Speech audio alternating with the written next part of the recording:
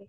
Now, this is Carayola. This is Queen Poetry. Where I pray you tell me if they were proposed me wisdom, riches, and beauty in three several young men, which would I choose? So now she's giving him option that if I, even if I get any proposal from three different people, one is wise, second is rich, and third is, she's talking about beauty, third is handsome. So which one should I choose? Okay. So now here's Antonio. Just a hard question. This was Paris' case, and he was blind in it, and there was great cause. For how was it possible he could judge right? Having three amorous goddesses in view, and this stark naked, just was emotion, were able to belie the apprehension of the severest counselor of Europe. Now I look on both your faces so well formed. It puts me in mind of a question I would ask. So, this is something historical reference he's giving. Paris, he was the son of King of Troy, right? This is a very famous a story, like the King of Troy. So he was the son, and he had been given choice among different, women, like which one to choose.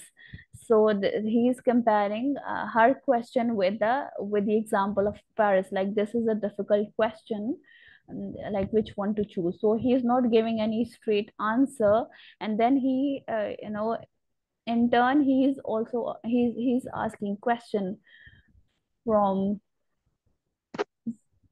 he's saying here, now I look on both your faces so well formed, it puts me in mind of a question I would ask. So in turn, he is asking question, Carayola, What's it?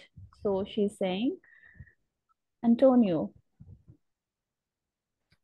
I do wonder why hard favored ladies, for the most part, keep worse favored waiting women to attend them and cannot endure fair ones.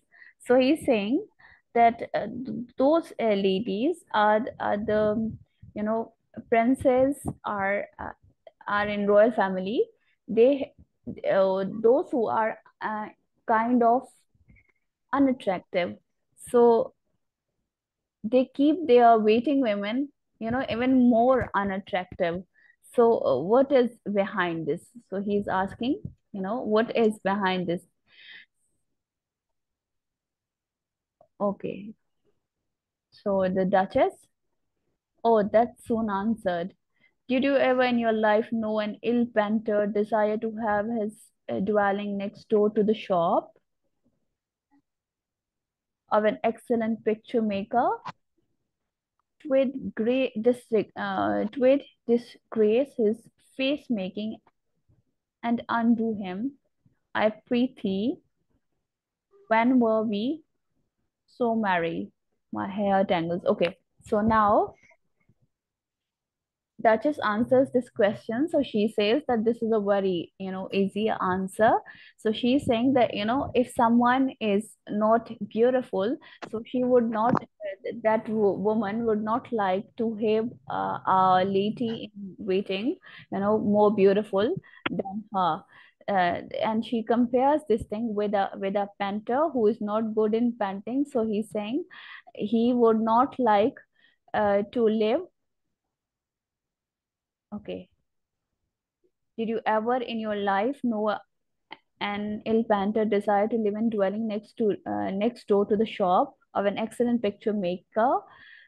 It would disgrace his face making. So he's saying a painter would never like to live with you know next to a painter who is expert in his painting, because he would feel disgraced from that thing. So that is why you know those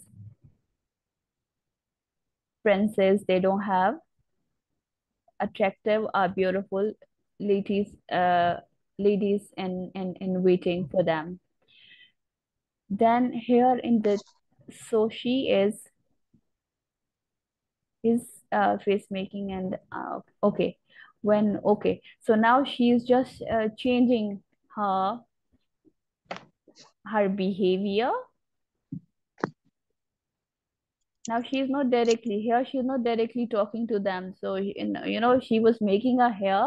So now she's saying, where was when were we so married? She just asked question. My hair tangled. So she is just busy with her hair.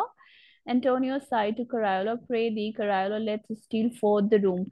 So, when she was busy, the Duchess, when she was busy with her hair, Antonio and Cariola, they both leave the room. And this is Antonio. He's saying whatever he's saying to Cariola. Okay, Antonio, pray thee, Cariola, let's steal forth the room and let her talk to herself. I have divers times served her the like when she had chafed extremely. I love to see her angry, softly, Cariola. So this is how, with these words, Antonio and Cariola, they both leave the room. Then Duchess, doth not the color of my hair begin to change when I wax gray? I should have all the court powder their hair with avarice to be like me. You have cause to love me. I entered you into my heart before you would vouchsafe to call for the keys. So this is what she was talking to herself. First she was talking about her hair, like my hair has started um, becoming gray, and then she's talking about Antonio, like she loves her and how she has accepted her accepted him as her husband. Then enter Ferdinand unseen. So Ferdinand enters, but she didn't, actually she didn't see him entering the room. Okay. We shall one day have my brothers take you nipping. Methinks his presence being now in court should make you keep your own bed, but you'll say, love mixed with fear is sweetest. I'll assure you, you shall get no more children till my brothers consent to be your gossips. Have you lost your tongue? So this was still she was busy, and maybe she thought that Antonio was there. Mm, Maybe she was baking she had her bake to the door, so maybe she didn't know that Antonio was there or not, and she was still talking about Antonio when she sees that Ferdinand holding a dagger. So Ferdinand was behind her and he was holding a dagger. Just welcome, for know whether I'm doomed to live or die. I can do both like a prince. So this is what Duchess says to the Ferdinand as she sees him holding a dagger in his hand. So she's saying that for know whether I'm doomed to live or die, I can do. So she's saying that she was ready for both the things, for life as well as for death. Ferdinand, die then quickly. Virtue, where art thou hid? What what hidest thing is it that doth eclipse thee? Okay, so he is asking about what she has done, about her action of marrying. So that she has hidden her marriage. Duchess, pray sir, hear me.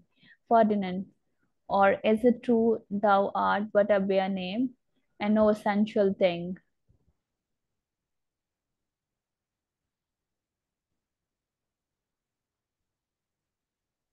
So, Duchess, sir, Ferdinand, do not speak. Duchess, No, sir. I'll plant my soul in mine. I'll plant my soul in mine ears to hear you. Okay. So is she is saying that I'm ready to hear you, Ferdinand? Oh, most imperfect light of human reason, that makes us so unhappy to foresee what we can least prevent, pursue thy wishes, and glory in them. There's in shame no comfort, but to the past all bounds and sense of shame. So this is what he's saying, that sometimes, we know that what is going on. We predict a few things, but sometimes we are unable to prevent these all things. He's talking about her sister, about Duchess. Like, maybe he knew that she would do this thing, but he could not prevent her. Duchess, I pray, sir, hear me, I'm married. So now she has told him that she is married. Ferdinand, so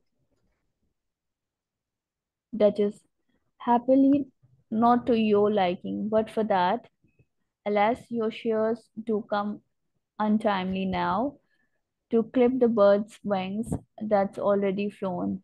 Will you see my husband?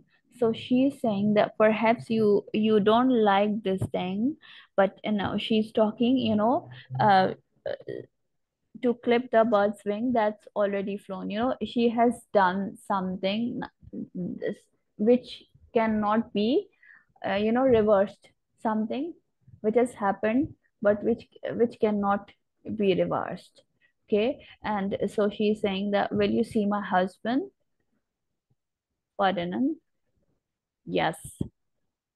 If I could change eyes with a basilisk, I will see, but I'll see if I change, if I could change eyes with a basilisk. Here you can see the meaning of the basilisk, like mythical creature whose glance was fatal. So he's saying, if I could change eyes with a basilisk.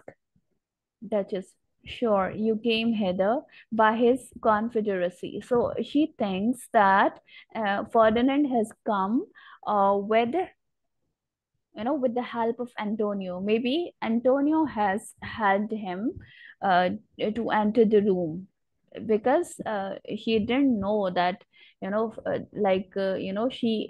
Ferdinand had taken a duplicate key of our room, but Duchess didn't know about this thing. So Duchess thought that maybe Ferdinand, maybe Antonio has helped the Ferdinand to come into the room, right? So, okay, this is where we are going to leave it here, okay?